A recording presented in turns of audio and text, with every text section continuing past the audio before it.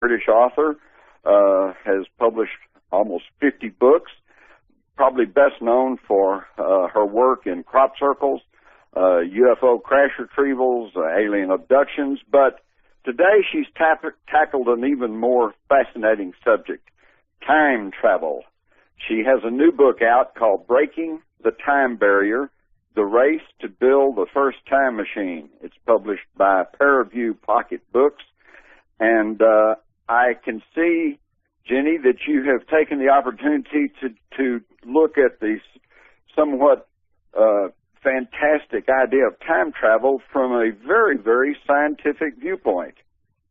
Yes, I mean, I trained as a scientist. That was what I originally had in mind for my career until I got waylaid into the things that science struggles to take seriously on the fringes of understanding, which I found much more fascinating than I think many scientists did.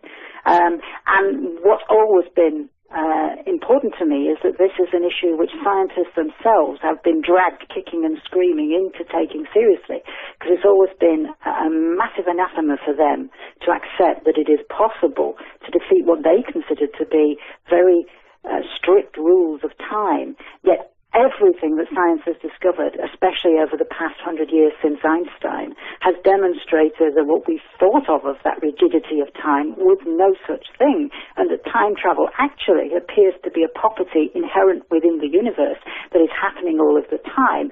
We only need to find out how to harness that energy that is all around us there and is going on constantly in order to make it work for us.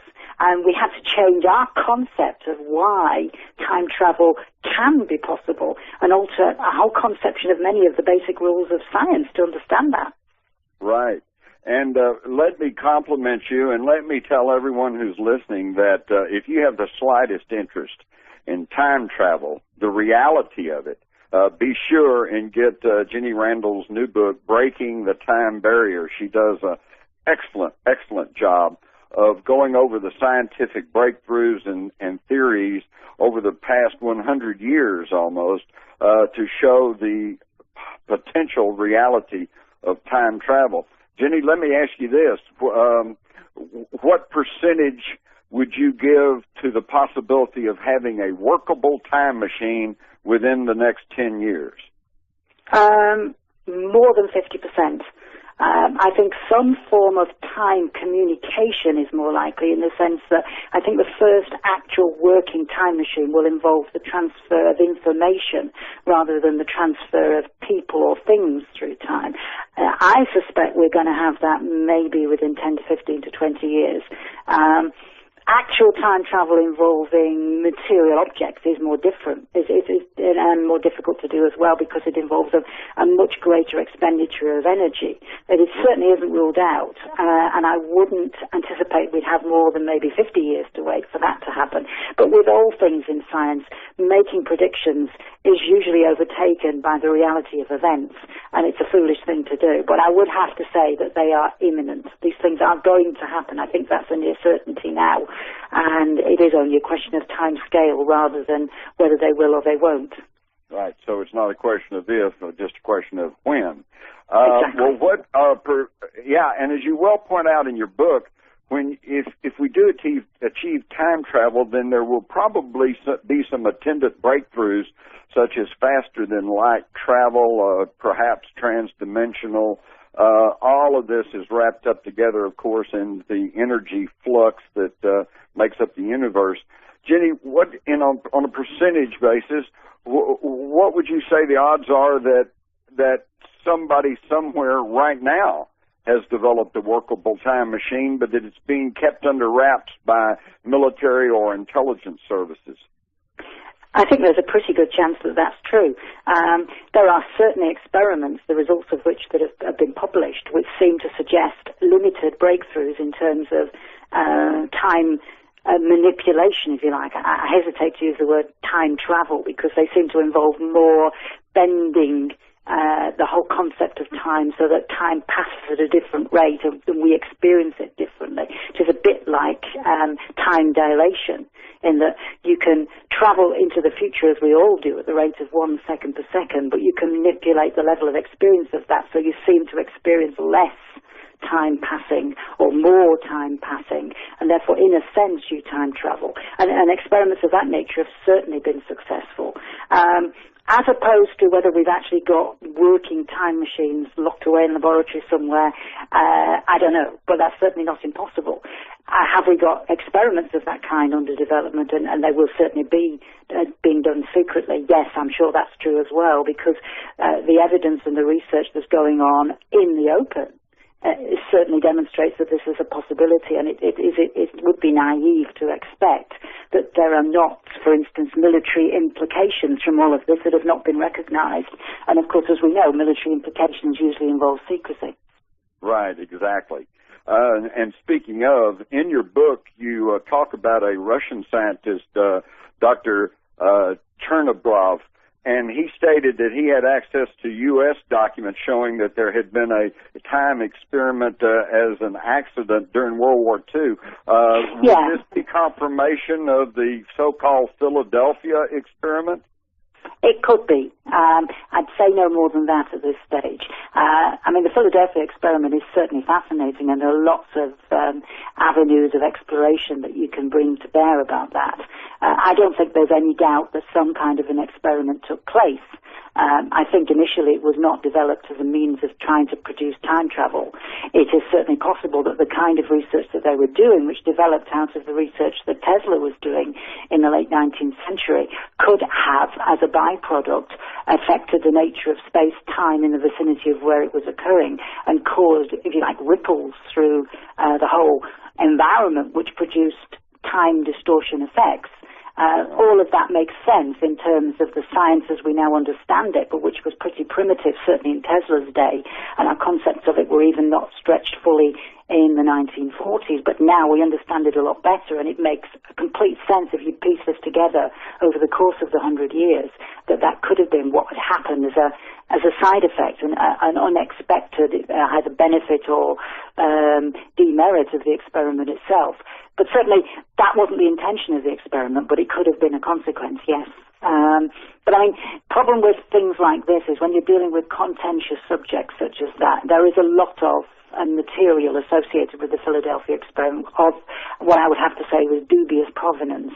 And scientists inevitably are not going to be drawn into taking too much from that, which is one of the reasons that I deliberately don't go into the details of the Philadelphia experiment within the book. I concentrate on bona fide scientists who have documented their research, as Chernobyl has done, and the research that they are doing now, which they can argue how they've done it, and therefore leave the opportunity open for others to do.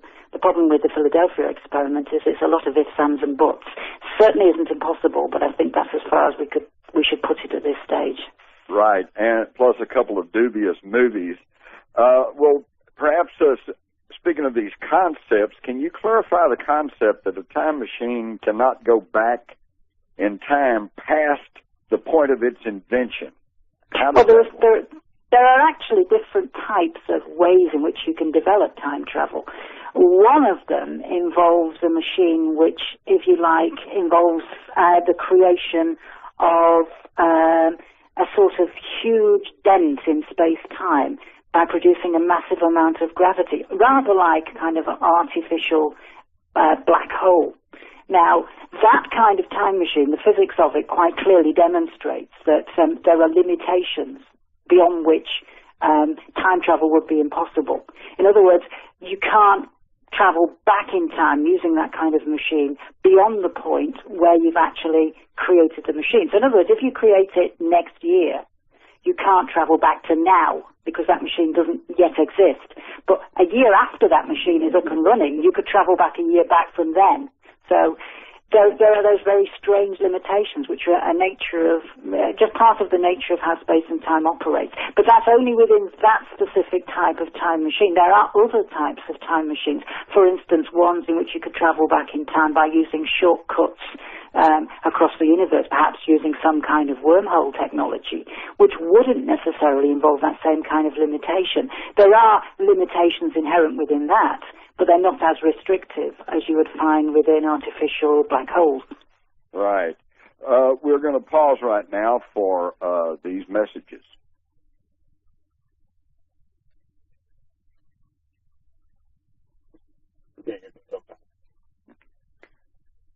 is Jim Mars, and we're now back with Jenny Randles, and we're talking about her new book, Breaking the Time Barrier.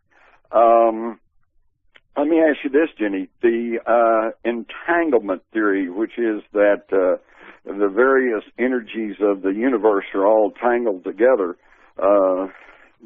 do you feel this supports the concept that everything in the universe is probably energy, and that even the things that we see as the material world at an energy level are all interconnected?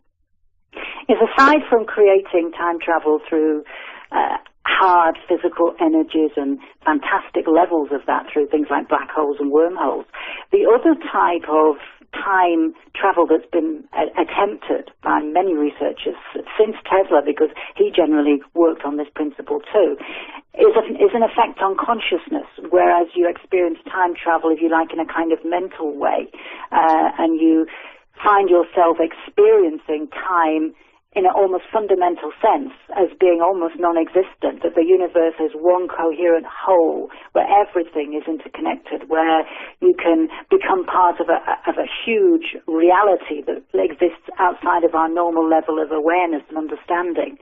And everything that we've discovered about the nature of quantum physics since the 1920s has been dragging us in that direction. Most quantum physicists at first were terrified about the implications, and they fought against it. Einstein, for instance, although he was very instrumental in creating a lot of the science that led to quantum physics, and of course won his Nobel Prize for that kind of research rather than for relativity, was very careful to try and devise experiments that would prove that it wasn't true, because he hated the concept. But every one of the experiments that he defined, and that we've later been able to actually create in the laboratory and test, have been verified. And Einstein was wrong to have his doubts about it. And quantum entanglement is certainly one of those, whereby we now are able to show that if you take two particles that split apart in a subatomic reaction, and they fly apart even into opposite sides of the universe and could be separated by vast distances, if you make a change to one of them and it's somehow linked to its sort of parent particle that it's split from, and that changes in complete synchrony with it, there's this harmony that exists at a fantastic level deep within the universe, where everything seems to be interrelated, and where these changes, as far as we've been able to demonstrate to the limits of our ability to carry out the precision of the experiments, these changes occur instantaneously and completely independent of both space and time. Now, we've used this kind of research to develop some very startling experiments over the last 3 or 4 years, which are taking us towards the development of teleportation devices, and we have working models of these. We're at that stage whereby time travel itself may be a few years away, but teleportation is here now. We've got that working. We only have to perfect it and make it into a practical device. And teleportation, because it uses this principle of quantum entanglement, where you've got particles separated by vast distances, which you change one and it automatically changes something else at another location, introduces a whole fantastic new array of problems, because what it means is when you're actually using it to teleport something from one place to another, what you're not doing is literally sending a thing from one location to another. You're changing the kind of ghost particles that relate to that initial particle at the second location in such a way that it creates a kind of duplicate of it in the other location. What we don't know is whether that means you're destroying and creating matter, destroying and creating life or consciousness or whatever, or simply because everything is linked together within the nature of space and time. We're just finding a whole new principle of the universe that we don't fully understand. Also, because we're doing this across vast distances, we're also transgressing time. So this is a form of time travel anyway. It's extremely complicated to put into words, but we're stepping into territory here which is just way beyond our comprehension. And I think we're actually running a bit too fast for ourselves, because we're now having to face questions like, are we creating or destroying matter? Are we actually traveling through time? Is there such a thing as time? Is it that at the fundamental level of the universe, consciousness proves that there is no space and time, that everything is timeless and spaceless, which we certainly don't have the answers to yet. Yes, and that's true. And so apparently the question is, to put it on a very simple term, is that if we're able to teleport matter, and we can take your body and recreate it halfway around the world, will your soul be there too? Exactly, because we don't know whether we're actually producing a duplicate of ourselves in a separate location, whether we're somehow going into a kind of another level of reality and recreating ourselves there, or whether because the whole of the universe is somehow one synchronous whole, whether when we do this, what we do is we simply reproduce ourselves anew in another location, and that is really still us. It's asking such fundamental questions, way beyond the whole concept of time travel and teleportation, that makes this whole thing very exciting, because yes, we're looking for answers to building a time machine. Certainly, they in themselves will have massive practical opportunities that they'll produce for us.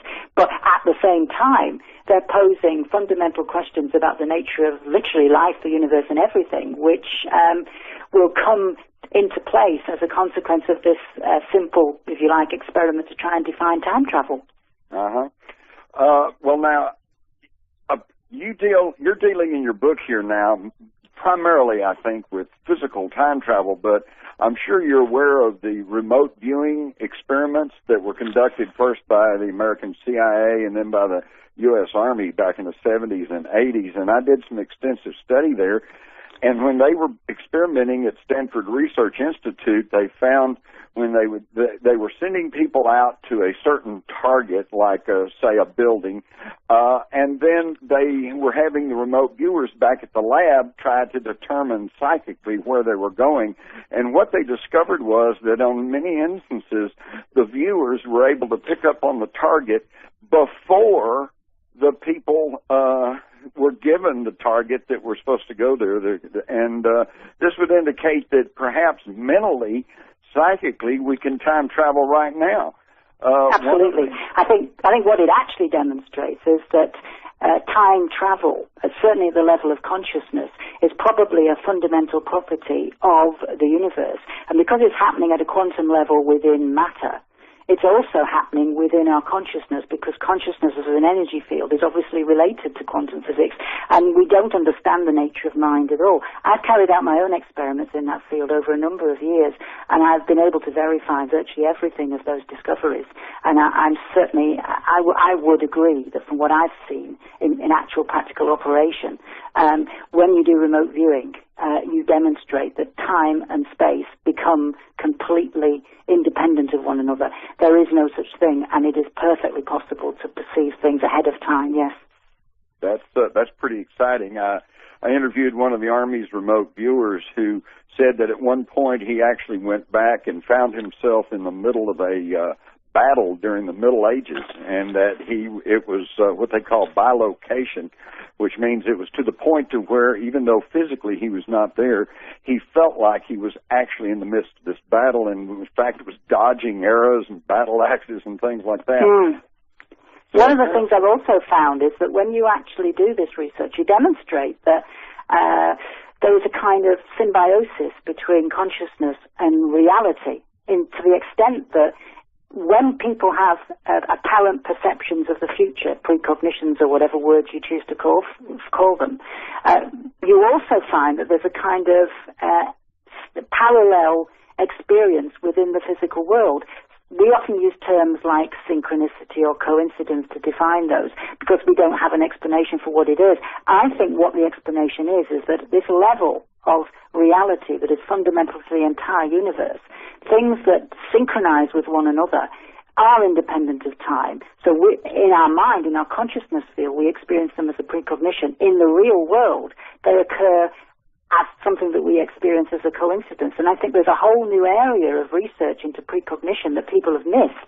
And I've been doing some digging into this and finding it extraordinary. And that is that precognitive events don't just only happen in the human mind as perhaps a dream or a visual experience. They also happen in the real world as actual physical events. They are part of this whole matrix of precognitive events. And we're missing that part of the equation, which I think will help us solve the problem of exactly what at the fundamental level time is, because that is the key to most time travel experiments, understanding the nature of time, because I think we're only just beginning to understand that it's far more strange and weird than we ever thought it was. I think you're absolutely right. You mentioned in your book time storms, which would be time distortions that may occasionally occur around the world, and occasionally people get involved in this. I'm sure you're well aware of the case of Caspar Hauser, a strange fellow that appeared in Germany a long time ago and seemed to have knowledge of the future. Do you feel like that perhaps people have actually experienced physical time travel by stumbling into one of these time storms? Oh, yeah, absolutely. About 20 years ago, I was first alerted to this by someone who told me of their experience, which I dug very deeply into, which involved being out in the remote desert region near the Himalayas, where they were suddenly confronted with this strange swirling mass ahead of them, which surrounded the entire party, a whole group of people. And there was a complete shift in reality that occurred as a consequence of this. Part of it was physical. There were definite physical sensations involving massive electrical fields, which gave them electrostatic charges, caused burn marks on their bodies, and so on. Part of it was, if you like, occurring at the level of consciousness, because suddenly there was a total shift in the experience of time, and they found themselves at a certain point into the future. They'd just been yanked out of the present into a point that was a specific amount of time into the future. It varies in case to case, as I've found since I've been digging into it, from 15 minutes to several hours to several days. But there is undoubtedly a very consistent set of experiences. I've just coined the term time storms for them because it seems to fit the pattern that are similar to that I've described. But I've found about 300 of these cases so far from around the world, which have been independently reported, mostly completely unaware that other people had experienced them too. And there is a remarkable consistency to them, which certainly makes scientific sense, and I therefore think that there is a very good chance that these things are happening around us within the atmosphere, fairly rarely, but that when human beings come into contact with them, they suddenly find themselves faced with this ability to transcend the normal levels of time and space. I think when you look back at what the research that Tesla did in the 1890s in New York, where he was experimenting with massive electromagnetic fields and experiencing for the first time, when human being, how it felt to be immersed within that massive charge, he found himself also having very weird experiences in which he saw the nature of space and time completely differently from how anybody else had experienced it before. And I think he was, if you like, almost experiencing an artificial kind of time storm, whereas I think these time storms show that they can happen within nature too. And it's a bit like having a black hole out there in the depths of space. Maybe we could time travel using one of those, but it's a very long way away, and we as yet haven't got the technology to go out there and get to one. If these time storms are happening sporadically within our environment right around us now, potentially we could go out there and find them, learn how to harness them, and capture our very own time machines for ourselves.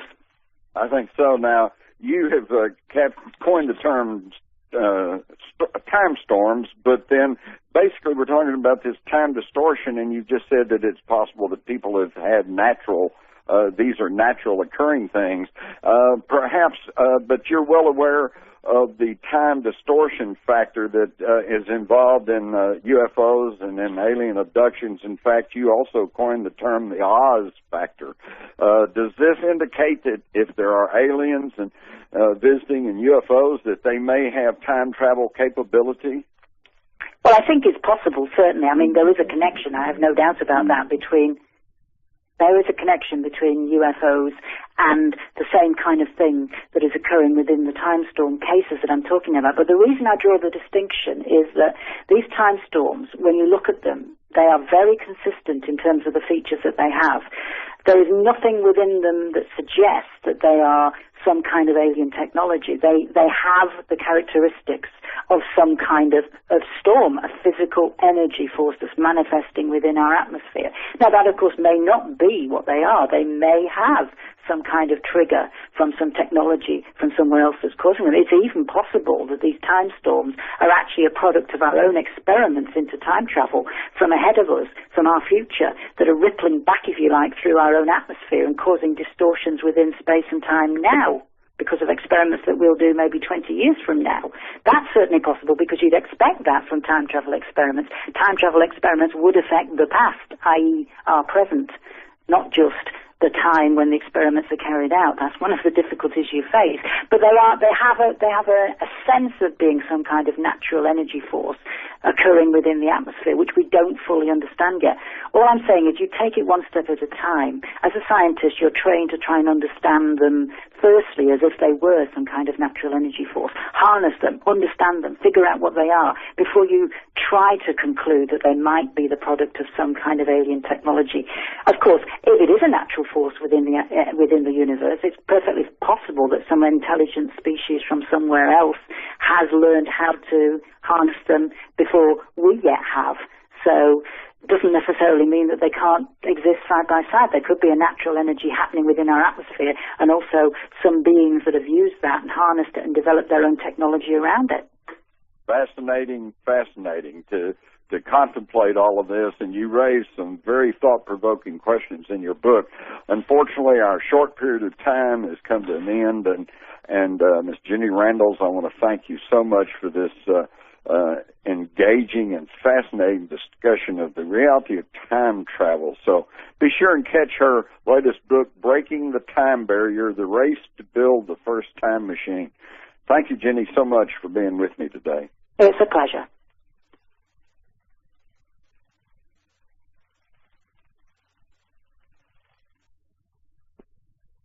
Howdy, this is Jim Mars back with you here on Dreamland. We had a fascinating discussion with Jenny Randles, the British author, and you can find her book, Breaking the Time Barrier, in the Jim Mars section of unknowncountry.com bookstore. And right now we're going to turn to our host, Whitley Strieber, who himself has had several instances of some sort of time distortion. Whitley, I know that you heard a lot of what Jenny said. Did that prompt any memories in you of some of the experiences you've had? Well, it did, Jim. Actually, I have had quite a few of these strange experiences, and I was reflecting during the course of the interview with Jenny, and, you know, Breaking the Time Barrier is a really good book about this whole issue of time travel, but I was really wondering to myself, is it possible that the mind is the arbiter of time travel? Something that she said, that perhaps all reality is really in the mind and there is no space and time, struck home with me because I've had some profound and powerful time and dimensional movements, even in the presence of other people who went with me in one case. And we never had a time machine. It was just people. So what does that mean? Let me give you an example of the first one that happened in my adult life. It happened a number of times in my childhood, but the most powerful one that I remember vividly happened in my adult life in March of 1983, some years before I was involved in the close encounter experience, or indeed had any memory of anything odd that had happened to me in childhood. I was getting ready to walk across Houston Street in Lower Manhattan on a March morning to go to the bank. And I started to step out into the street. And Houston there is LaGuardia Place is a large two-lane street with a divider in the middle. And as I moved, something happened. I began to hear something in the street right in front of me, quite close, and so close, in fact, that I instinctively stepped back away from this creaking and noise, big time creaking and a lot of strange sounds. And there was sloshing, and there was creaking, and there were straps flapping. It was quite noisy. And the noise went past me. I didn't see anything. But as I turned, I looked up, and there was an enormous wagon in the street that had just turned the corner. My body followed the turning noise.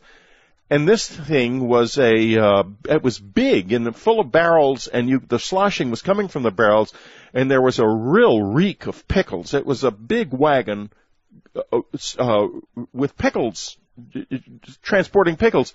with horses, and big horses. And it was astonishing to see this. I just didn't expect it. And I turned a moment later. There was something.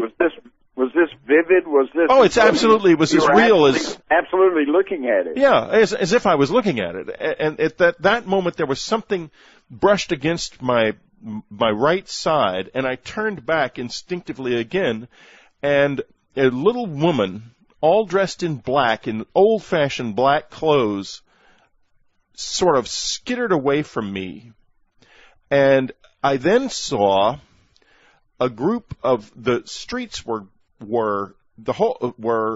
covered with, I guess, horse dung. I mean, there was something on them. It almost looked like dark brown hay, and the whole place smelled. It reeked of coal smoke and all kinds of bizarre odors. It was very smelly, and I saw some people all decked out like they were going fox hunting or something, coming up West Broadway on horseback. And it was all quite different. The weather was not the same. I remember it was raining or drizzling rather in New York of the present. In that past moment, I don't remember anything except that it was different. But it was certainly not clear, and the air was heavy and it stank. Then I heard someone shouting across the street, again to my right, and I turned and looked, and there was a man in a derby, looking pretty sinister, shouting at me. And he seemed to be angry. I don't remember what he said, but it was rather shocking, and I think it had something to do with his perception that I was maybe really strange looking and that I was menacing this woman who was still moving away. This is all happening in a very compressed period of seconds, still moving hurriedly away from me. He may have seen me sort of pop into view and push her over or something. That's my impression of what happened. I then thought to myself, my God, have I gone back in time? What has happened here? And I was scared. There was no street light. Had been standing there waiting for the light to change from from don't walk to walk. There was no street light. There was nothing. Everything was, some of the buildings were the same, but everything else was different. And I saw some paper, wet paper, down in the gutter. And I thought I would grab it, because I thought I had gone back in time and that I would grab this. And I leaned forward, and this coldness went through my body that was also such a sense of loneliness that it was like a psychotic feeling. It was not a normal feeling of homesickness or loneliness. It was much more powerful than that. And I just froze there. And slowly, the present kind of came back. And I turned around, forgot the bank, and went home, and I was really shaken, and I told Anne, for God's sakes, if I ever just disappear from the face of the earth, go look in all the old newspapers at the public library and see if I put in a classified ad to communicate with you, because I think I just went back in time. One time later, about 2 months later, the sounds outside changed and became old again like that. And I was in the apartment at that time, and I just sat there motionless, not even looking out the window until it changed back to the way it normally had been. It's a very powerful experience, Jim. It sounds like it. The whole concept is just so amazing, and of course with my study and investigation of remote viewing, almost all of the Army remote viewers at one time or another had an experience of mentally traveling back into time, which sounds like exactly what might have happened to you. And this tends to, I think, support the idea that time and perhaps even distance is actually just kind of a construct of our minds, and that probably in what would be called the actual reality of the universe, I think probably everything's just happening together all at one time, In fact, I once heard the definition of time is just our creation to keep everything from happening all at once. And I think there may be something to that. I think that we have a universe to include time, distance, and matter and everything else that is at its most basic essence nothing but an energy flow, energy froth, and that we find our particular place in this very much like the needle on a phonograph record, which is everything's on the record, but wherever the needle point touches, that's the only sounds we hear. And I think that where our minds are the needle point, and wherever we happen to be, is where we think of as here and now. And occasionally the record slips, and that may have been what happened to you in New York. What do you think about that? Well, I do think that there is something in the mind, and what's maddening to me is I can't turn this on and off. I know of other people who have had similar experiences, but I don't know of anyone who's been able to turn it on and off. Of course, maybe the ones who turned it on and better that ended up back in time, and I did try to do a little bit of research into madness in the past, because I did think to myself at the time that I would certainly go mad if I had been left back in time. I would not have been sane for very long because the loneliness was, as I say, a completely novel and amazingly painful experience. There's something in Jenny's book that struck me.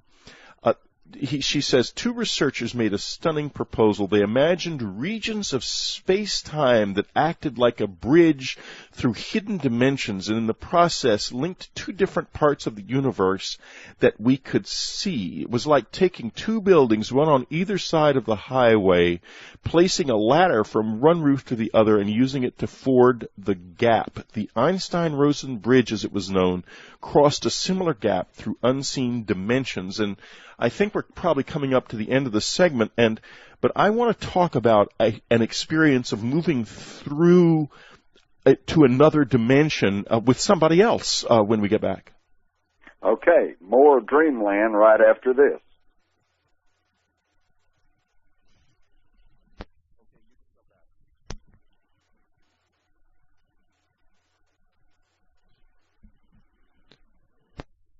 We're back now. This is your host, Jim Mars.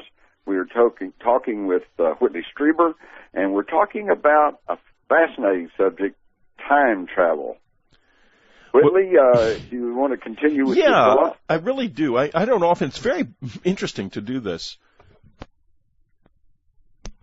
I don't often get the chance on Dreamland or anywhere anymore, since I very rarely interview anywhere else except on Coast with Art, to talk about these things. And I don't interview because, frankly, those of you who keep up with my journal entries and read my website know I've gone so far beyond where the press is at this point that there's no point in really interviewing with them. They can't ask me interesting questions, so I just forget about it.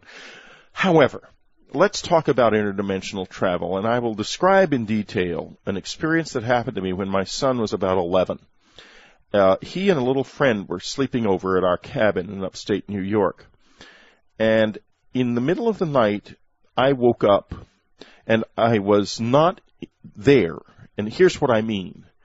I was in my bed, but I had no body.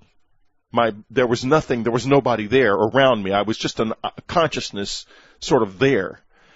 And naturally, I've been distressed by a lot of things, but and waking up with no body has to be way up there on the list of upsetting experiences. I tried to move because I thought, my God, what happened? Where am I going to go? Have the aliens, by this time I had deep into the visitor experience, stolen my body and left my soul behind? What's going to happen to me? And the next thing I knew, I drifted kind of down through the ceiling, and the boys' room was downstairs, immediately below ours. And I saw myself standing beside the bed of Andrew's little guest and talking to him. I could see my body talking to him. And then the next thing I knew, I was in my body. And I had no idea what had been said. The boy was looking up at me, rather wide-eyed. And so I said, well, and Andrew was also awake. And I said, well, boys, good night now. Turned around and went back upstairs, thinking to myself, what in the hell happened here? And the boys didn't seem upset about it. So I went on off to sleep eventually. The next morning, I told Anne about the experience. I told her always about these things at that point, immediately after they happened. Because my mind being the way it is, it's not going to be long before I decide it was all nonsense and it didn't ever happen. So I would tell her, and she keeps me honest. She keeps me coming back to it and saying, well, wait a minute. Right after it happened, you were pretty sure it was real. Okay, so we get to breakfast. Danny's making breakfast, and we go down. The boys come bursting out of the room, and they tell the story of hearing a strange ripping noise and waking up to see me, my physical body, coming down through the ceiling. And they say, Whitley came down through the ceiling in the middle of the night. And, what are you going to say to that? So I tried to find out what I had said. I said, well, boys, what did we talk about anything? Or was this a dream that you guys had? Or what happened? And the little boy said, you talked to me, but I don't remember what you said. So later that day, it was time to take him home. And we would meet, his father and I, at a diner on Route 17 in New Jersey. Because their country house the diner was halfway between our two country houses. On the way to the diner, we passed the diner, and then we'd have to take a roundabout to get back to it. And I saw him sitting there in his truck waiting for us. He may have even waved at us. He certainly saw us. And I turned off Route 17 by the Paramus Mall, and I went into another world in a Jeep with a little boy sitting in the seat beside me. And it was suddenly... Now, the weather changed immediately and dramatically. It had been kind of overcast, hazy in the Jersey of our world. Now, suddenly, I was on a wide street, totally no cars, no Paramus Mall, no highways, no traffic, overarching with trees and lots of sunlight dappling the street, shining brightly down through the trees. And as we drove along, it was obvious that we were not in any normal place. And the little boy got very agitated and started unlocking the door. And I would push the automatic lockdown on my side and tell him, Dan, you stay where you are. Don't get out of here, because I was afraid that if we got out of there, we would maybe we'd be stuck. And I don't want to really be responsible for trapping some other person's child in the twilight zone. So I figured I've got to get out of here somewhere. Up in the neighborhood, back kind of well set back from the street, there were buildings that were very distinctive. They were squared sandstone buildings with absolutely flat roofs. They looked like long rectangles, and they had little low doors cut in them, arched doors that looked like they were maybe about 4.5 feet tall at most. And they had big snake-like things carved into them in relief. They were really strange. They didn't look a thing like any house I've ever seen. So I had this little boy trying to jump out of the car and getting very agitated about all of this. And I'm driving around trying to figure out what in the world do you do with a situation like this. And just driving at random, turning corners. Suddenly I'm on a highway. Or I see an entrance, rather, to a highway. Very clean, very unlike the highways that we were just on. Very pristine, almost. We get down on the highway. I see an exit. I take the exit, and in a couple of minutes, we're on Route 80, also in New Jersey, an interstate, maybe about 15 miles from where we had gone off into this other dimension. We've been in it. This has all taken just a couple of minutes. So I have to drive all the way back from Route 80 to the diner. By this time, the guy is standing in the bed of his truck looking for us because, as far as he's concerned, we took the turn to make the roundabout and just never came back again. So he's getting pretty worried. I haven't said a thing to the little boy about this because the father is a real skeptic. I mean, he is a real absolutely convinced skeptic. So I'm hoping it sort of blew over. The little boy jumps out of the car and goes running over to his dad when we finally get to the parking lot yelling, Daddy, Daddy, Whitley took me on a ride through the Twilight Zone, which was ironic because Rod Serling's house was only about 10 or 12 miles from there. He was dead at that time, but nevertheless, it was as close to the Twilight Zone as you could actually get. And there it ended. I went through that neighborhood with a map, actually drawing with a pen, ballpoint pen on that detailed map, every street as I passed down it. And the boy and his father went through that area with the same detail, combing it to find this, and we never found it because it was not there, not in this world.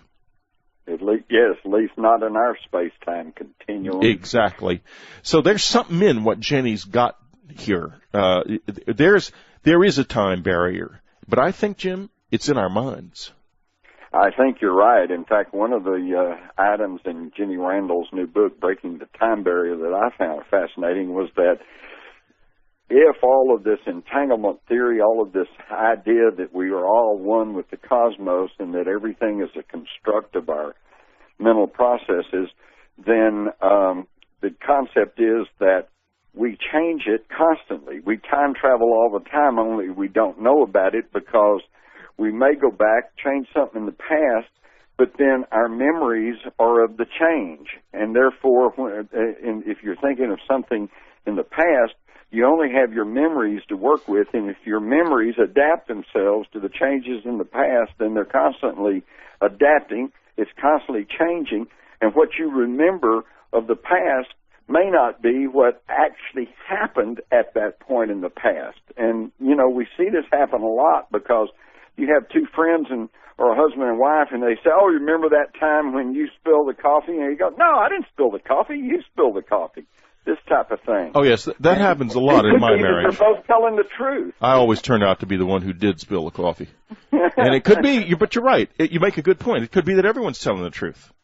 Yeah, it could be that when things are changed, even in our mind, that in the cosmic energy flow, it actually does change.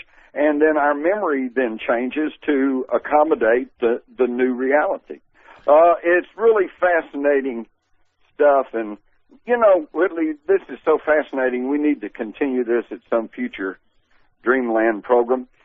Well, we do. Let's do this. You are sort of, your dreamlands tend to revolve around the kind of the leading edge of science and conspiracy theory and politics and that sort of thing. So the next time you get to this subject, you find a book that you want, or some author or some person that you want to talk to about it, bring me back and we'll do some more, because there's more. Oh, of course, more and more, and of course we haven't even touched on the more commonplace paradoxes, such as if you were able to go through time and you went back in time and you accidentally landed on your grandfather and killed him, are you going to exist? That's one of the classics. Well, there is a paper that's just been published about that it really solves the question of the grandfather paradox. So they say. I say so they say because the paper is written entirely almost in mathematics. The words in it are few, and I have not yet deciphered it. I'm going to send it to Hal Putoff, a scientist friend of mine, who will be able to read it and tell me what in the heck they've come to, but it's supposedly a very exciting paper, and so we'll be reporting that on Unknown Country in the news in the next few weeks, probably, too. Well, Jenny Randles addresses that, too, and it's apparently the idea is that time has a inbuilt resistance, and that if you went back in time, for example, and tried consciously to kill your grandfather, that you would trip over the rug, the gun would go off, knock a lamp off the wall, hit you on the head, and you would not be able to kill your grandfather. Maybe all of the strange Sturm und Drang we see in the so-called alien experience involves people going back and tripping over their grandfathers, and we're the grandfathers. That very well could be. In fact, one of the most fascinating abduction stories I ever heard, and we're running out of time, so I'll make this short, but it was a multiple abductee. He'd been abducted many times, and he said he was sitting watching television and got up and went into his kitchen and got a soft drink out of the refrigerator and came back in and lay down and then got this feeling like, uh-oh, they're coming again. And sure enough, he had another abduction experience. And when he came to, he was there in the living room watching TV. But he heard someone in his kitchen open the refrigerator and get out a soft drink and pop the top on it. And he told me as he looked up, he saw himself coming around the corner into the living room. And he said, in just the amount of time it took for that to register and for him to think to himself, my God, that's me, the figure of himself just kind of like dissolved and faded away. This tends to make me think that some of these aliens may have perfected time travel and that they simply brought this fellow back a few seconds too soon.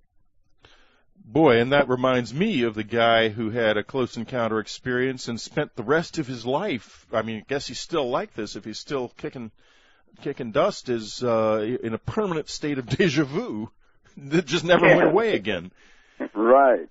Well, this is all fascinating, and you can find a lot of the information in Jenny Randles' new book, Breaking the Time Barrier, and you can find my own works in the Jim Mars section of UnknownCountry.com bookstore. And I've been talking here for the last two segments with Whitley Strieber, our host, and this is your guest host, Jim Mars, for Dreamland. Next up, we have Linda Moulton Howe.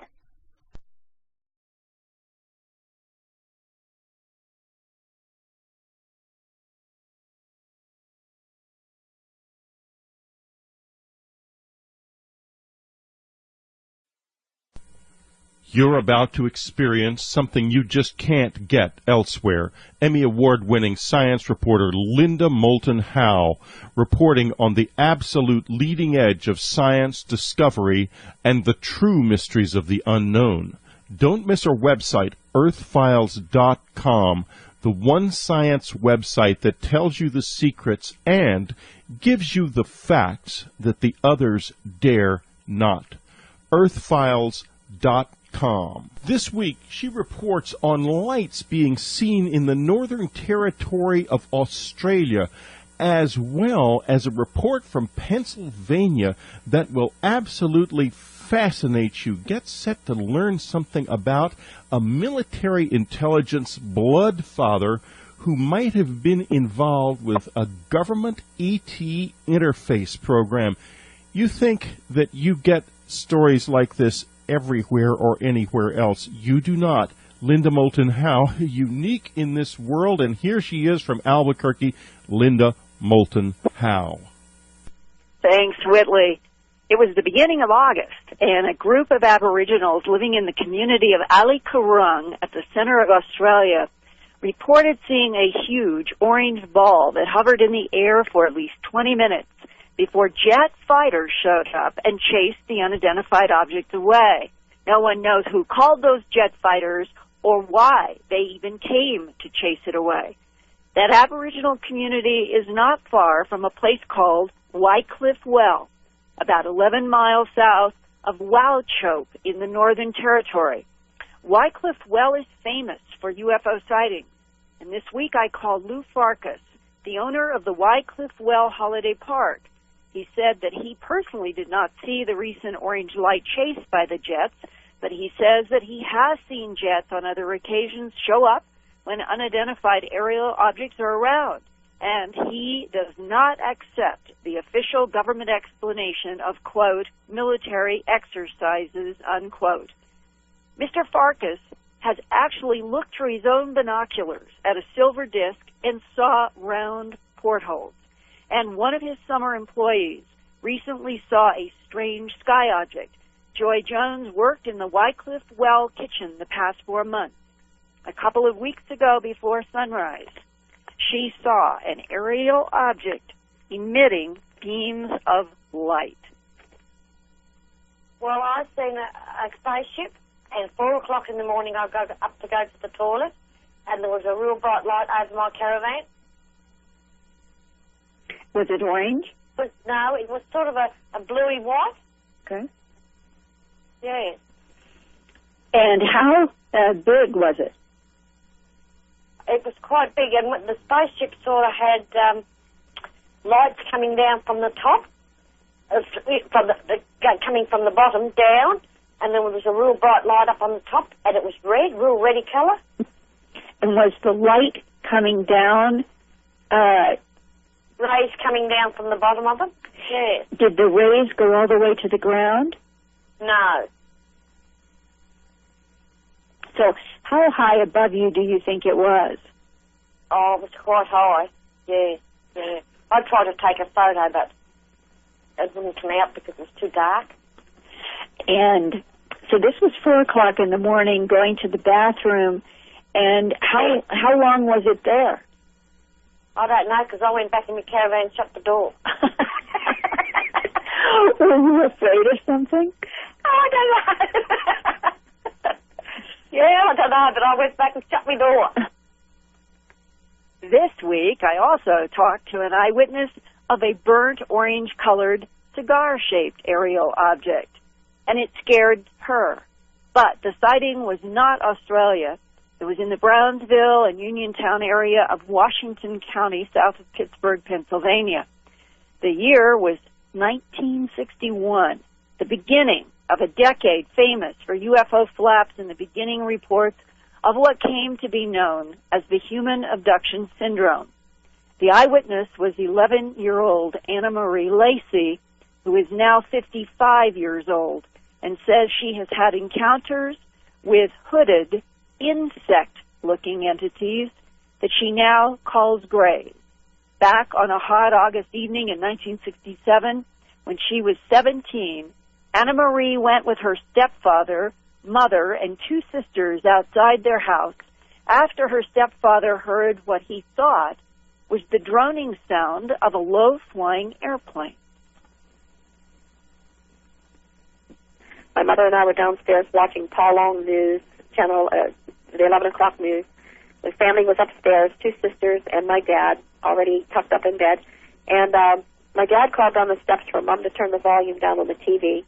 Said he thought he heard something like a plane in distress. And years ago he had his pilot license, and he flew some planes. So we turned the TV down, and Dad stepped into his trousers and came downstairs, and he thought he would go outside for a listen and a look. We all followed him outside, and we could hear this like droning noise in a distance, and it kind of like got closer. When we looked up, immediately above the rooftop, it looked like an old plane, like an old World War II kind of plane, engulfed in flames, and you could hear sirens and whistles and just all kinds of things. My dad was real agitated, and he said, "Oh my God, this thing's going to go down." But then things got strange. It looked like everything kind of slowed down, and I could see what, instead of the plane, would be like something rounded, like a dome more. And at that time, I called it portals instead of windows, and there were like 7 of them, just standing, staring out, enough to make your blood run cold, for these entities, beings, which I now have identified as, I would think, grays, in scuba diving outfits. Just no emotion, nothing, just staring down. My dad, again, was real agitated. He said, look, it's going to go down. It's going to crash up in Malden. And we waited and waited, and it just kind of drifted off. Nothing happened. It didn't hit the ground. It didn't hit anything. There was no impact.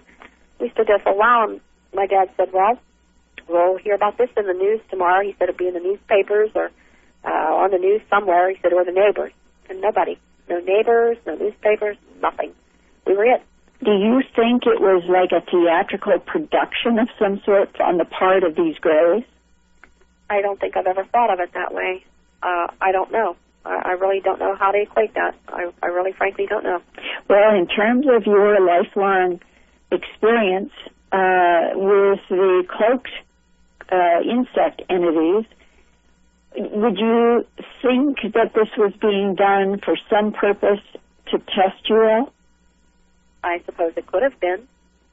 Maybe to raise an awareness. I never did understand why all of us would have seen that. Did you and your other sisters and Mom and Dad talk about these gray beings at the portal? No. Why? I'm not sure. It was just like not a thing to do. It sort of like years later with experiences with them, you knew not to talk. It was just a given. You just didn't say what you saw and knew. You knew not to talk, and that came from the grays, like as though it were a secret between you and them. Okay, and would that imply then that demonstration, even though the rest of your family saw it, was for you and you alone? I don't know. It may have been. I don't know. I have a lot of I don't knows, unfortunately. And there were numbers of little oddities like that at that time, leading all up to this other with the 1990 episode. Okay, well, talk about that in detail. Okay, that. I had been out Christmas shopping. At that time, my oldest daughter had already left home, and my youngest daughter was 17. My husband was sleeping in our room, and I came in with a bunch of packages, and that's before the cash registers had the itemized things on them. Mm-hmm. And I thought, I had just purchased the new Hallmark cassette, Christmas cassette, and I thought, I'll play this music, and I'll write on the back of the cash tapes what the purchases are. Then if I need to return anything, fine. So I began to fumble with the cellophane on the container. I was in the living room, and this was a small little 4-room bungalow at the time. And I walked through the doorway into the kitchen where the cassette player was on the countertop. And I'm still fumbling with the cellophane, and I walked over absent-mindedly to the trash, which was sitting by the basement door, and not thinking of anything. And I began to be aware of this golden glow. And I thought, did they go to bed and leave the basement door open with the upper light on? And when I, turned to look, I thought that doesn't make sense because the door swings shut. When I turned to look, there was no door. There was just space and this thing standing there in a robe. And when I say thing, an insect in a robe. Later I knew that it was a gray, but I didn't know what that was at that time. And it had rough skin that looked dry and parched, and huge watery ant eyes slanted at an angle, 2 little dots for a nose and a tiny little flash for a mouth. And instantly I wanted to bolt. The robe, it had its hood up, it had hands, so to speak, in front of it, and there was like this belt made like out of rope that was tied like if you would see a monk. And I didn't see feet. And judging, I'm like not quite 5 foot, just about 5 foot, and I would say just thereabouts even in height with me. What about colors of the robe and so forth? The robe was brownish color. The skin on this entity was like a grayish, greenish, dull-looking, dead-looking kind of skin, very dry-looking. And I want to say I was within a proximity of maybe 3 foot from this thing. I wanted to turn and run. I nearly vomited. I was so sickened. I was terrified. I started to shake. I thought I was going to die of a heart attack. I wanted to fall down on the ground and crawl out of the room, and I couldn't. I was stuck right there, like the glue was under my feet or something. And the moment I had the thought how repulsive it was, the thought came back into my head that I had offended it. And that freaked me out because I'm thinking, how could I offend an insect? And then that thought came back that I was being very offensive. And I found myself saying in my head to this thing, I'm sorry, but I want out of here. And I couldn't move. I'm thinking this encounter lasted 2 or 3 minutes, tops. And 45 minutes later, I found myself on the opposite side of the kitchen. And I was on the floor, and this entity was saying to me that they, plural, would be back. They were going away on a mission, and they would be back. And I shook so bad. I was so violently ill. I couldn't speak. I couldn't move. I crawled into the living room, and I tried to call out, and my daughter said, what's wrong? And I said, come here. And she said, I can't. I'm sleeping. I crawled into her room. I crawled up on top of her bed, and I started screaming and crying. And she said, what's going on, Mom? I said, I don't know. I saw something really horrible. I don't know what to do about it. Help me. I couldn't call Graham. My mother's very religious. She said, just call some people. I called my mother first, and I thought she'd say, well, but she shocked me. She said, well, you've seen something. I said, no, Mom, you don't get it. You don't see something like that. You don't see something like that. There's just no way. I've lost my mind. She said, no, I don't think so. She says, why don't you tonight ask God that if it be His will to give you a dream and show you what it is, that you'll get comfort and have a dream. So I said, oh, all right. And I said, I'm sorry I got you up because by now it's just like past midnight. I couldn't go to sleep. I shook. I was convinced that they were in the house somewhere, just waiting to come out again. And I knew if I saw them again, I was going to die right there. I just knew it. So close to daylight, around 6:30, 7 o'clock, I did lie down. And I didn't wake my husband up. He's very skeptical. He's not open-minded about any of this.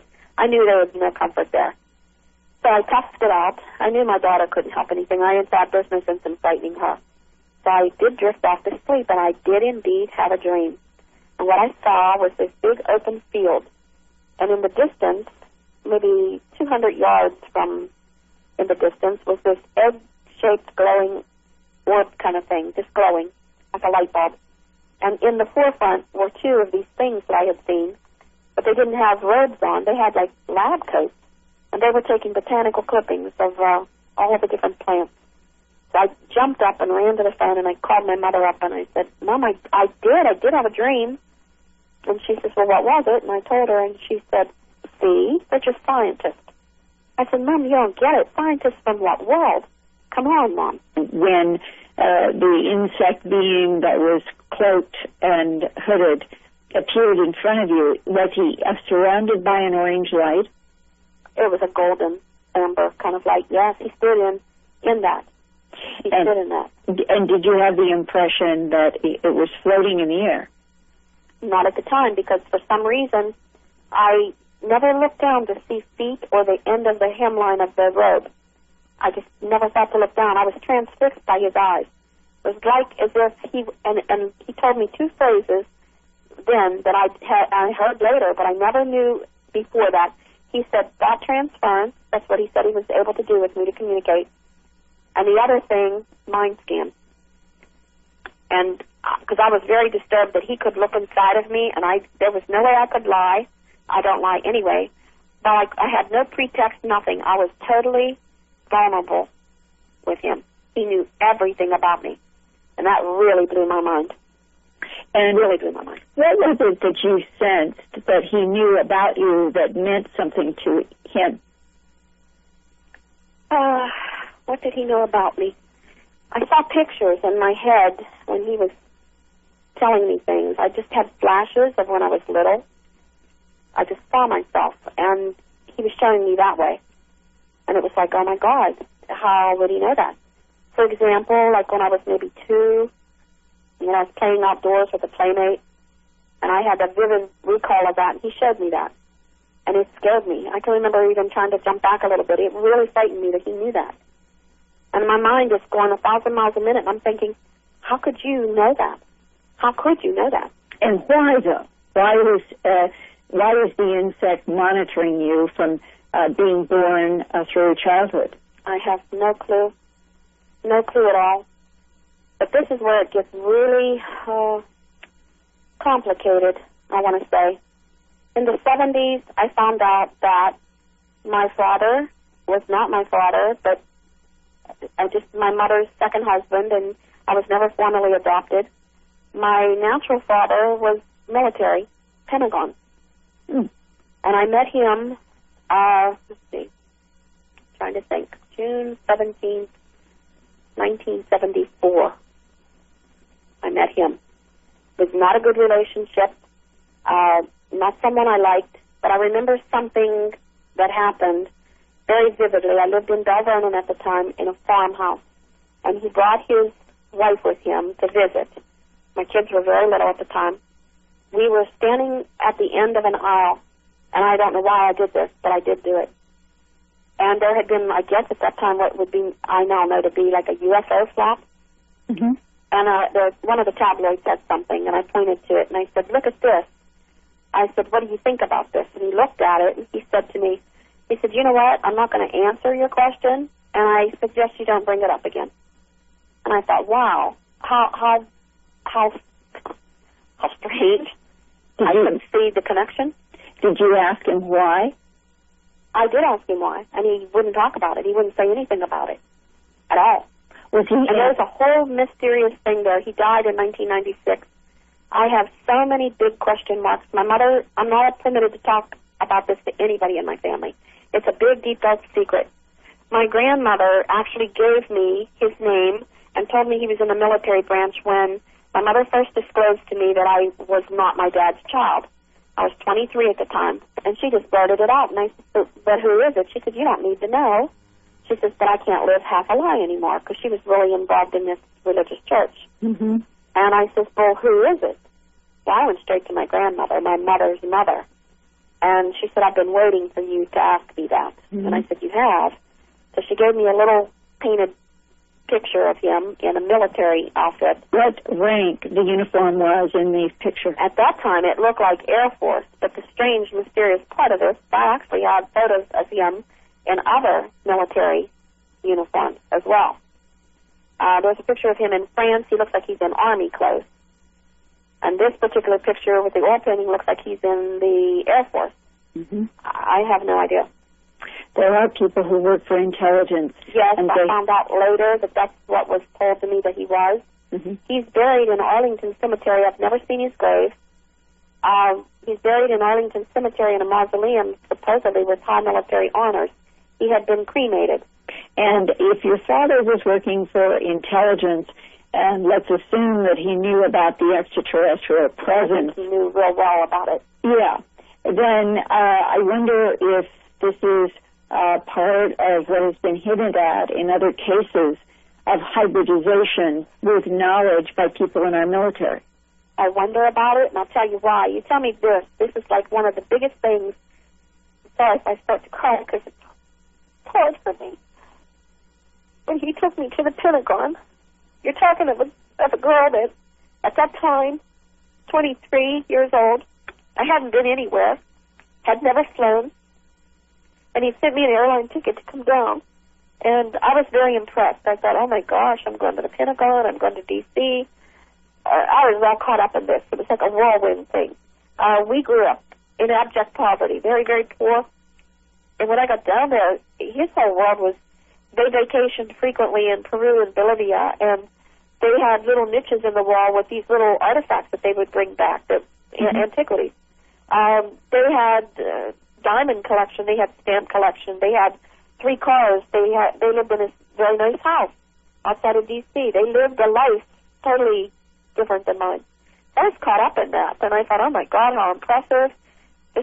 We get there, he pins on a photo ID of me that I never posed for. And I'm thinking, now how could he do that?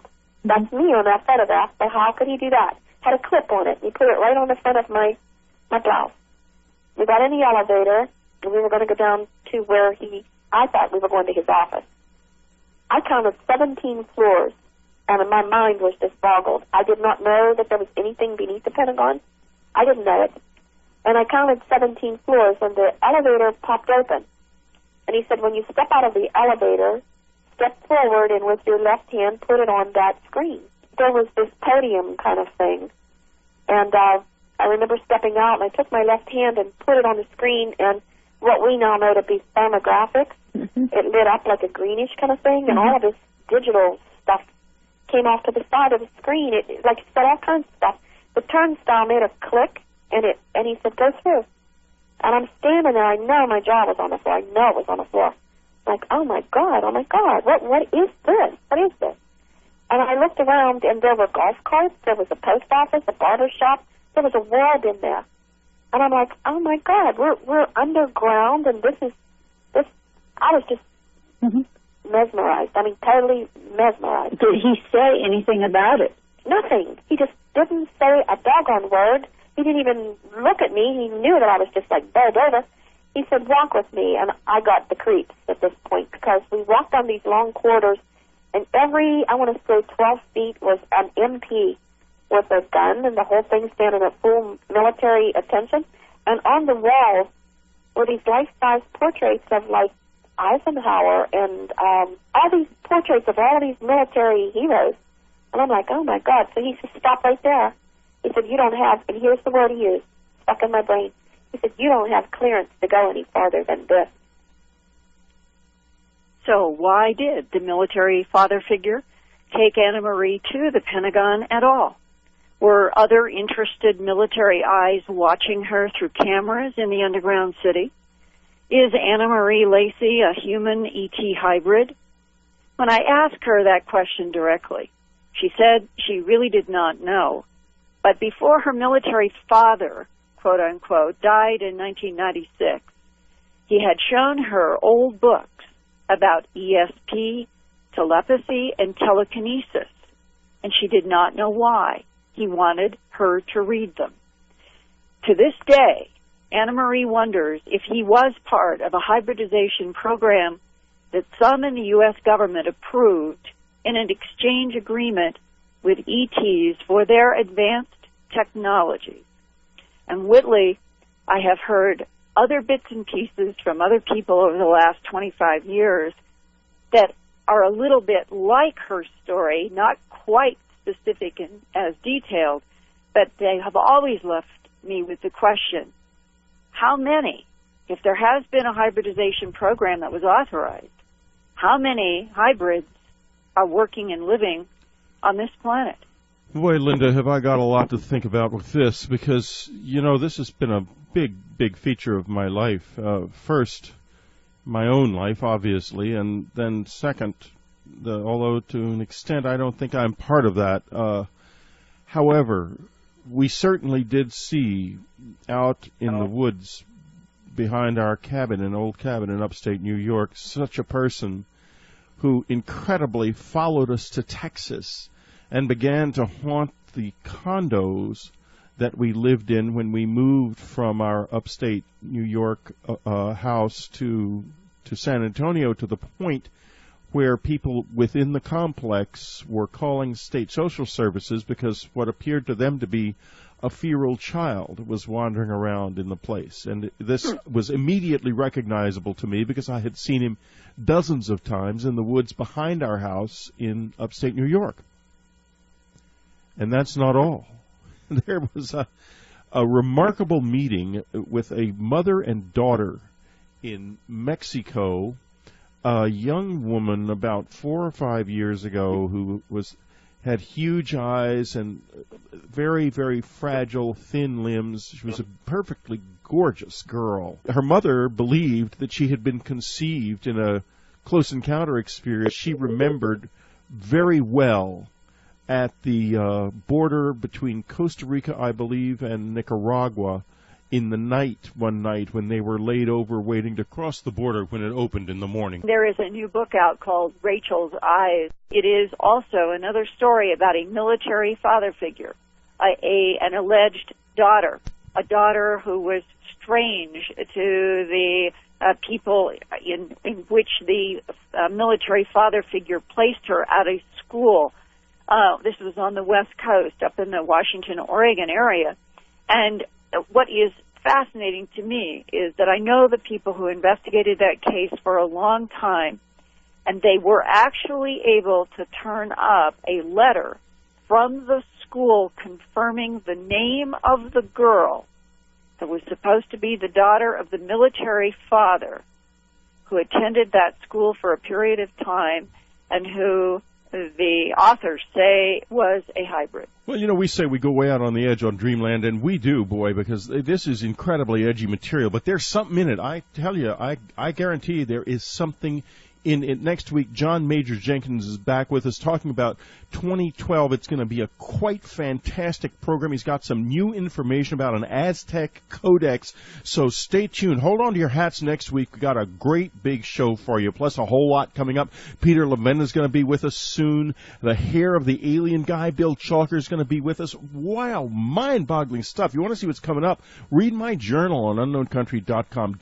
The machine, which, if you like, involves the creation of a sort of huge dent in space-time by producing a massive amount of gravity, rather like kind of an artificial black hole.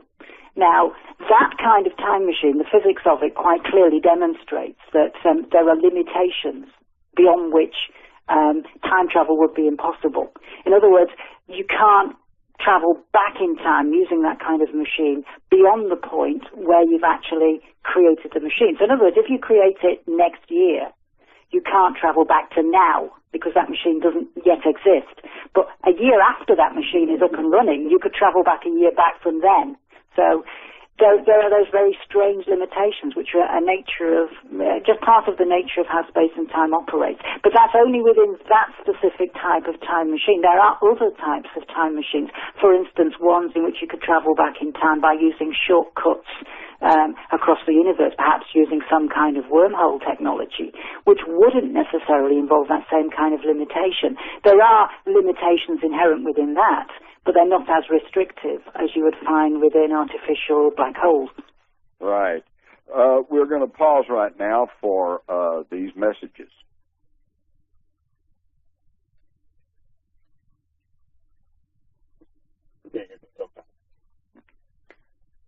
This is Jim Mars, and we're now back with Jenny Randles, and we're talking about her new book, Breaking the Time Barrier. Let me ask you this, Jenny. The entanglement theory, which is that the various energies of the universe are all tangled together, do you feel this supports the concept that everything in the universe is probably energy, and that even the things that we see as the material world at an energy level are all interconnected?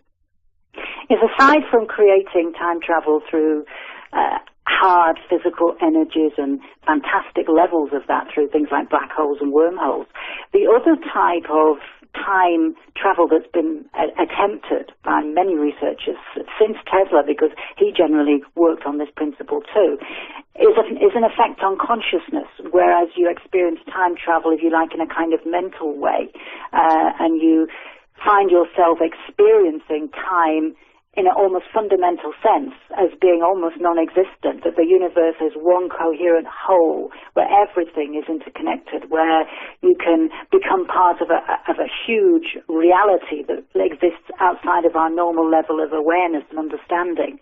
And everything that we've discovered about the nature of quantum physics since the 1920s has been dragging us in that direction. Most quantum physicists at first were terrified about the implications, and they fought against it. Einstein, for instance, although he was very instrumental in creating a lot of the science that led to quantum physics, and of course won his Nobel Prize for that kind of research rather than for relativity, was very careful to try and devise experiments that would prove that it wasn't true, because he hated the concept. But every one of the experiments that he defined, and that we've later been able to actually create in the laboratory and test, have been verified. And Einstein was wrong to have his doubts about it. And quantum entanglement is certainly one of those, whereby we now are able to show that if you take two particles that split apart in a subatomic reaction, and they fly apart even into opposite sides of the universe and could be separated by vast distances, if you make a change to one of them and it is somehow linked to its sort of parent particle that it split from, and that changes in complete synchrony with it, there's this harmony that exists at a fantastic level deep within the universe, where everything seems to be interrelated, and where these changes, as far as we've been able to demonstrate to the limits of our ability to carry out the precision of the experiments, these changes occur instantaneously and completely independent of both space and time. Now, we've used this kind of research to develop some very startling experiments over the last 3 or 4 years, which are taking us towards the development of teleportation devices, and we have working models of these. We're at that stage whereby time travel itself may be a few years away, but teleportation is here now. We've got that working. We only have to perfect it and make it into a practical device. And teleportation, because it uses this principle of quantum entanglement, where you've got particles separated by vast distances, which you change one and it automatically changes something else at another location, introduces a whole fantastic new array of problems, because what it means is when you're actually using it to teleport something from one place to another, what you're not doing is literally sending a thing from one location to another. You're changing the kind of ghost particles that relate to that initial particle at the second location in such a way that it creates a kind of duplicate of it in the other location. What we don't know is whether that means you're destroying and creating matter, destroying and creating life or consciousness or whatever, or simply because everything is linked together within the nature of space and time. We're just finding a whole new principle of secrecy. Right, exactly. And speaking of, in your book, you talk about a Russian scientist, Dr. Chernobyl, and he stated that he had access to U.S. documents showing that there had been a time experiment as an accident during World War II. Would this be confirmation of the so-called Philadelphia experiment? It could be. I'd say no more than that at this stage. I mean, the Philadelphia experiment is certainly fascinating, and there are lots of avenues of exploration that you can bring to bear about that. I don't think there's any doubt that some kind of an experiment took place. I think initially it was not developed as a means of trying to produce time travel. It is certainly possible that the kind of research that they were doing, which developed out of the research that Tesla was doing in the late 19th century, could have, as a byproduct, affected the nature of space-time in the vicinity of where it was occurring and caused, if you like, ripples through the whole environment, which produced time distortion effects. All of that makes sense in terms of the science as we now understand it, but which was pretty primitive, certainly in Tesla's day, and our concepts of it were even not stretched fully in the 1940s, but now we understand it a lot better, and it makes complete sense if you piece this together over the course of the 100 years, that could have been what had happened as a side effect, an unexpected either benefit or demerit of the experiment itself. But certainly that wasn't the intention of the experiment, but it could have been a consequence, yes. But I mean, problem with things like this is when you're dealing with contentious subjects such as that, there is a lot of material associated with the Philadelphia experiment of what I would have to say was dubious provenance. And scientists inevitably are not going to be drawn into taking too much from that, which is one of the reasons that I deliberately don't go into the details of the Philadelphia experiment within the book. I concentrate on bona fide scientists who have documented their research, as Chernyshov has done, and the research that they are doing now, which they can argue how they've done it and therefore leave the opportunity open for others to do. The problem with the Philadelphia experiment is it's a lot of ifs, ands and buts.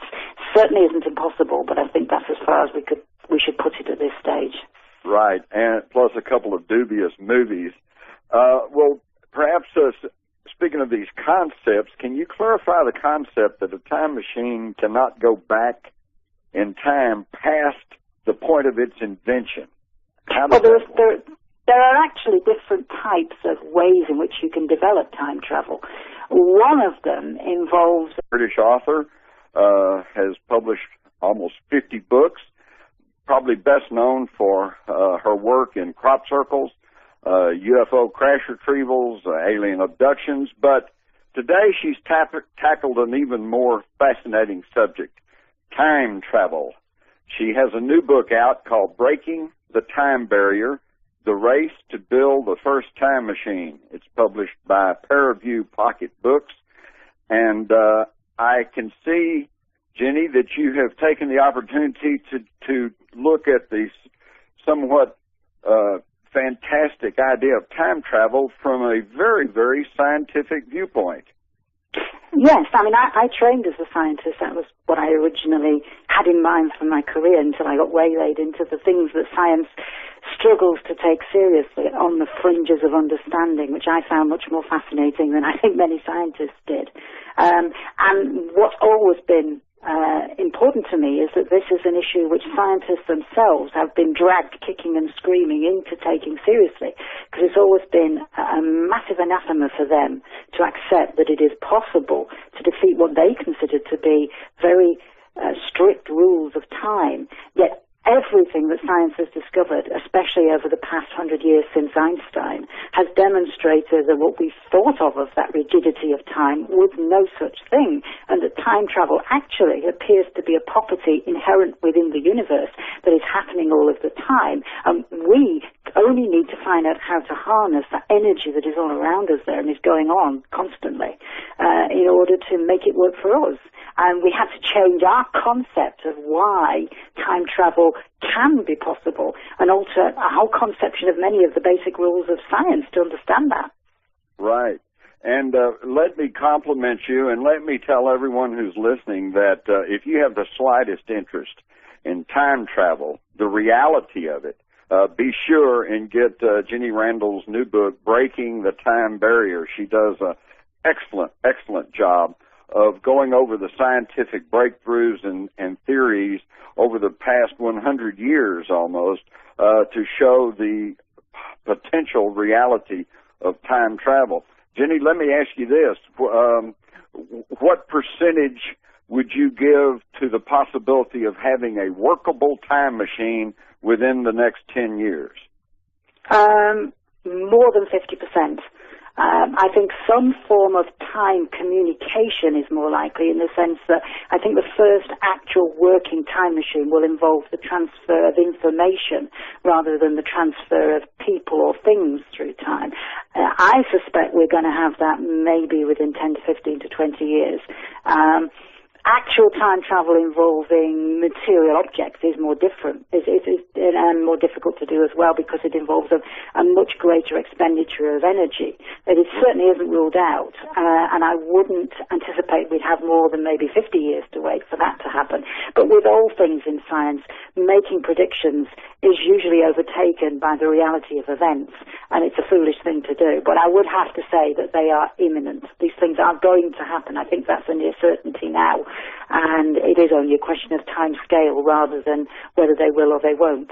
Right. So it's not a question of if, but just a question of when. Exactly. Well, and as you well point out in your book, if we do achieve time travel, then there will probably be some attendant breakthroughs, such as faster than light travel, perhaps transdimensional. All of this is wrapped up together, of course, in the energy flux that makes up the universe. Jenny, on a percentage basis, what would you say the odds are that somebody somewhere right now has developed a workable time machine, but that it's being kept under wraps by military or intelligence services? I think there's a pretty good chance that that's true. There are certainly experiments, the results of which that have been published, which seem to suggest limited breakthroughs in terms of time manipulation, if you like. I hesitate to use the word time travel because they seem to involve more bending the whole concept of time so that time passes at a different rate and we experience it differently. It is a bit like time dilation, in that you can travel into the future as we all do at the rate of 1 second per second, but you can manipulate the level of experience of that so you seem to experience less time passing or more time passing, and therefore in a sense you time travel, and experiments of that nature have certainly been successful. As opposed to whether we've actually got working time machines locked away in a laboratory somewhere, I don't know, but that's certainly not impossible. Have we got experiments of that kind under development, and they will certainly be being done secretly? Yes, I'm sure that's true as well, because the evidence and the research that's going on in the open it certainly demonstrates that this is a possibility, and it would be naive to expect that there are not, for instance, military implications from all of this that have not been recognized. And of course, as we know, military implications usually involve